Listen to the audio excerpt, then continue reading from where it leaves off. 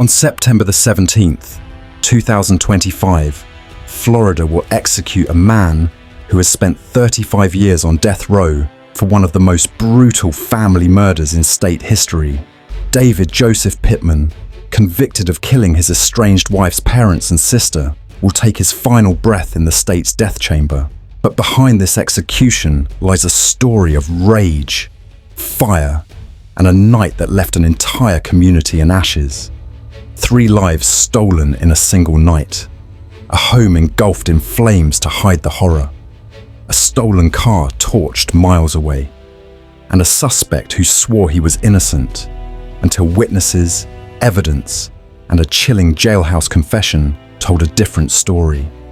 Stay with me, because in the next few minutes you'll hear exactly how this case unfolded, why it took decades to reach this moment, and why Florida is pushing forward with its 12th execution this year.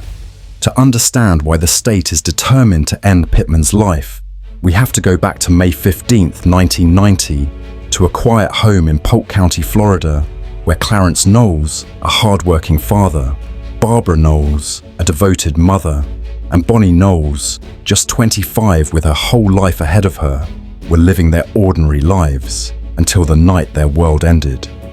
It began with a bitter separation. Pittman's marriage to Marie Knowles had collapsed, and tensions were high. Prosecutors say that on that May night, Pittman entered the Knowles family home, armed with a knife.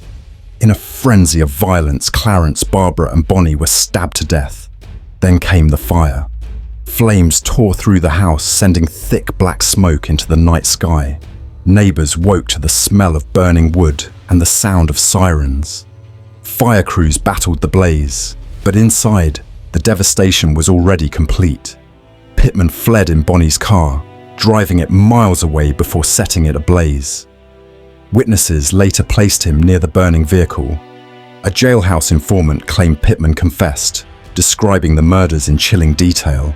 In 1991, a jury found him guilty of 3 counts of first-degree murder, arson, and grand theft. The sentence: death.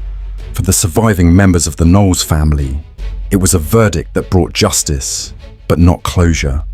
Over the next 3 decades, Pittman's lawyers fought to overturn the sentence, arguing intellectual disability and ineffective counsel. Every appeal failed. In August 2025, Governor Ron DeSantis signed the death warrant.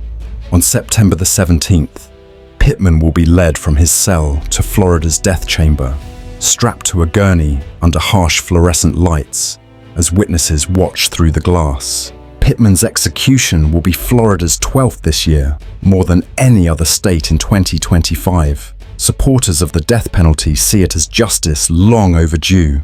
Opponents call it a political move in a state pushing executions at record speed. For the Knowles family, the fire went out decades ago, but for the state of Florida, the flames of this case still burn. As the clock ticks towards September the 17th, the question remains: will this execution finally close the book on a 35-year-old tragedy, or will it simply mark another chapter in Florida's relentless march toward the death chamber? What do you think? Does this execution bring justice, or is it just another chapter in a decades-old tragedy? Share your thoughts in the comments below. If you found this story compelling, hit the like button, subscribe for more gripping true crime cases, and turn on notifications so you never miss the next one.